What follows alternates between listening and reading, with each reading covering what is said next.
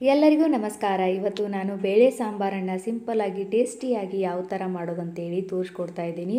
ಈ ರೆಸಿಪಿ ನಿಮ್ಗೆ ಇಷ್ಟ ಆಯ್ತಂದ್ರೆ ಒಂದು ಲೈಕ್ ಮಾಡಿ, ಸಬ್ಸ್ಕ್ರೈಬ್ ಮಾಡಿ, ಸಪೋರ್ಟ್ ಮಾಡಿ ಅಂತ ಕೇಳ್ಕೊತಾ ಇದ್ದೀನಿ.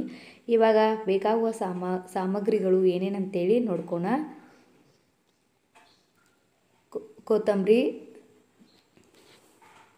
ಅಲ್ಲ, ಬೆಳ್ಳುಳ್ಳಿ, ಅಚ್ಚ ಖಾರದ ಪುಡಿ, ಅರಿಶಿನ ಪುಡಿ, ಕರಿಬೇವು, ಒಂಚೂರು ಬೆಲ್ಲ, ಜೀರಿಗೆ ಮತ್ತು ಸಾಸಿವೆ. ಇಷ್ಟು ಒಗ್ಗರಣೆಗೆ ಬೇಕಾಗುವಂಥ ಪದಾರ್ಥಗಳು ಮತ್ತು ಸ್ವಲ್ಪ ಸಾಂಬಾರು ಪೌಡ್ರು, ಸಾಂಬಾರ್ದು ಮಸಾಲ ಪೌಡ್ರ್ ಇತ್ತಲೆ ಅದೊಂದು ಸ್ವಲ್ಪ. ಆಮೇಲೆ ಒಂಚೂರು ಇಂಗು, ಇದು ನೀವು ಬೇಕಾದ್ರೆ ಹಾಕ್ಬೋದು, ಬೇಡ ಅಂದ್ರೆ ಕೂಡ ಸ್ಕಿಪ್ ಮಾಡ್ಬೋದು. ಅಲ್ಲ, ಬೆಳ್ಳುಳ್ಳಿ ಮತ್ತು ಕೊತ್ತಂಬರಿ ಇವು ಮೂರನ್ನ ಕಲ್ಲಲ್ಲಿ ಜಜ್ಕೋಬೇಕು. ಇವಾಗ ಮೊದಲು ಇಲ್ಲಿ ನೋಡ್ರಿ, ನಾನು ಕುಕ್ಕರ್ದಾಗ ಬೇಳೆ ಹಾಕಿ ಯೂಸ್ ಮಾಡೀನಿ. ಏನೇನು ಹಾಕೀನಂತ ಕೂಡ ನಿಮ್ಗೆ ಹೇಳ್ತೀನಿ. ಹೆಸರು ಬೇಳೆ, ತೊಗರಿ ಬೇಳೆ ಮತ್ತು ಟೊಮೆಟೊ, ಒಂದು ಸ್ವಲ್ಪ ಎಣ್ಣೆ ಮತ್ತು ನೀರು ಇಷ್ಟು ಹಾಕಿಬಿಟ್ಟು ಒಂದು 4 ಸೀಟಿ ಮಾಡ್ಕೊಂಡೀನಿ. ಇವಾಗ ಮಜ್ಜಿಗೆ ಮಾಡೋ ರವಿಗೆ ಇರ್ತಿತ್ತಲ್ಲ, ರವಿಗೆಯಿಂದ ಒಂದು ಸ್ವಲ್ಪ ಕಡಿಬೇಕು.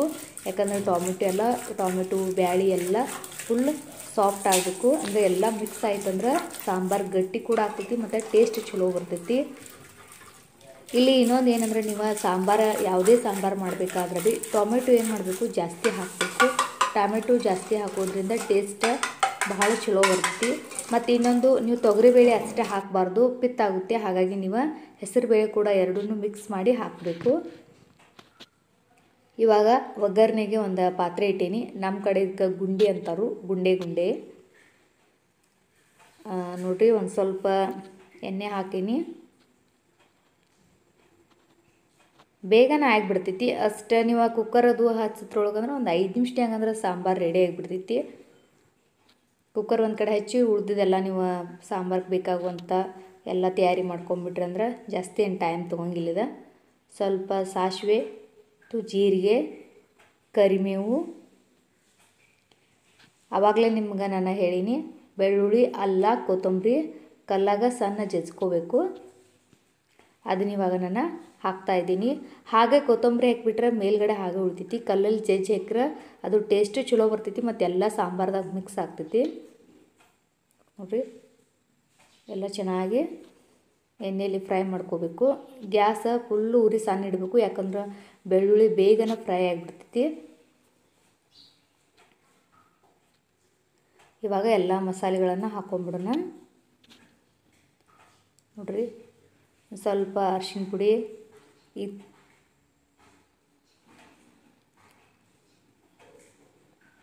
ಅಚ್ಚ ಖಾರದ ಪುಡಿ,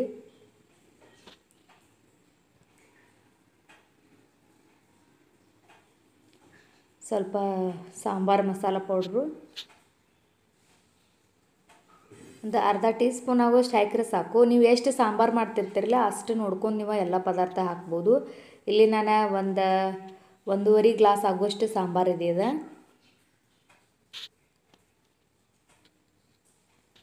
ಆಮೇಲೆ ನಾವೇನೀಗ ಎಲ್ಲ ರವಿಗೆಲೆ ಮಿಕ್ಸ್ ಮಾಡಿ ಇಟ್ಕೊಂಡಿವಲ್ಲ ಬೇಳೆದು, ಅದನ್ನ ಹಾಕ್ಬಿಡೋದು. ಇವಾಗ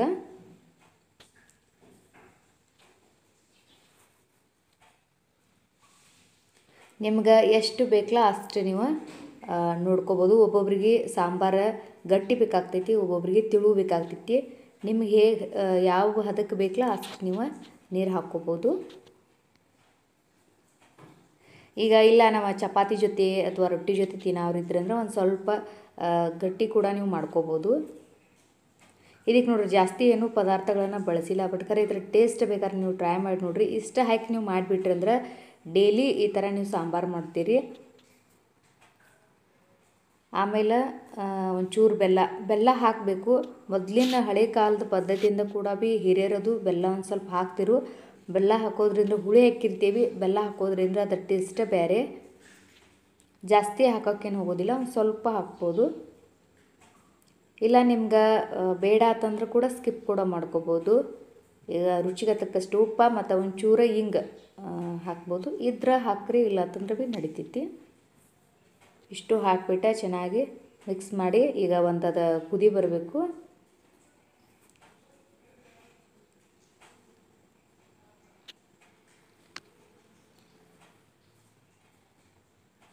ಒಂದು ಸ್ವಲ್ಪ ನೀವು ಬೇಕಾದ್ರೆ ಕೊಬ್ಬರಿ ತುರಿ ಕೂಡ ಒಂಚೂರು ಹಾಕೋಬೋದು. ಜಾಸ್ತಿ ಹಾಕಿದ್ರೆ ಟೇಸ್ಟ್ ಹೋಗ್ತೈತಿ, ಒಂಚೂರು ಹಾಕ್ಬೋದು. ನೋಡಿರಿ ಇವಾಗ ಚೆನ್ನಾಗಿ ಕುದಿಬೇಕದ, ಎಲ್ಲ ಮಸಾಲೆ ಅದನ್ನು ಮಿಕ್ಸ್ ಆಗಿ ಒಂದರಿಂದ 2 ನಿಮಿಷ ಚೆನ್ನಾಗಿ ನೋಡಿರಿ ಈ ಥರ ಚೆನ್ನಾಗಿ ಕುದೀತಂದ್ರೆ ಸಾಂಬಾರು ಮಸ್ತ್ ಆಗ್ತೈತಿ. ಅನ್ನದ ಜೊತೆಗೆ ತಿನ್ಬೋದು, ರೊಟ್ಟಿ ಚಪಾತಿ ಜೋಡ ಎಲ್ಲರ ಜೊತೆ ಎಲ್ಲ ಥರದ್ರ ಜೊತೆ ಕೂಡ ತಿನ್ಬೋದು. ಈ ರೆಸಿಪಿ ನಿಮ್ಗೆ ಇಷ್ಟ ಆಯ್ತು ಅನ್ಕೋತೀನಿ. ಭಾಳ ಸಿಂಪಲ್ ಐತಿ ಮತ್ತು ಟೇಸ್ಟು ಮಸ್ತ್ ಐತಿ. ನೀವು ಕೂಡ ಟ್ರೈ ಮಾಡಿರಿ. ನೋಡ್ಬೋದು ನೀವು ಎಷ್ಟು ಕಲರ್ ಕೂಡ ಚೆನ್ನಾಗಿ ಬಂದೈತಿ.